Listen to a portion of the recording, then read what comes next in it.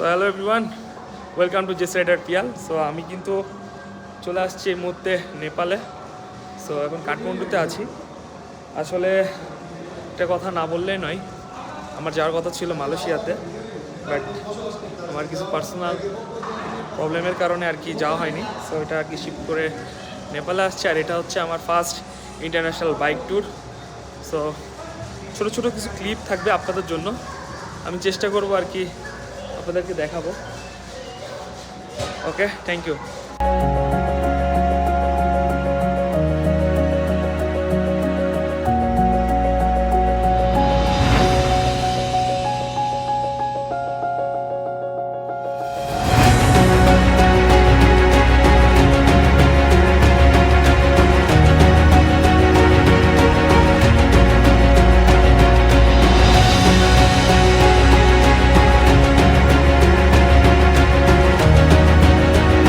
Hello everyone, good morning and good morning from Nepal. So আমরা কালকে রাতে থামেলে আসছিলাম আর আমাদের হোটেল ছিল এটা। সো হোটেলটা মোটামুটি ভালোই। আসলে থামেল শহরটা অনেক সুন্দর এবং অনেক ছোট একটা শহর, রাস্তাঘাটগুলো অনেক সিঙ্গেল, কিন্তু রাতের লাইফটা অনেক জোস। এখানে সারা রাত সবাই পার্টি করে এবং সারাদিন ঘুমায়, যা বুঝলাম। সো এখন সব রেস্টুরেন্ট সব বন্ধ এখানে। সো অনেক বেশি ভালো লাগতেছে। সো আজকে আমরা যাব বাইক রেন্টের জন্য। সো যেখানে আর কি বাইক রেন্ট পাওয়া যায়। কালকে আমরা পোখরার উদ্দেশ্যে রওনা দেবো।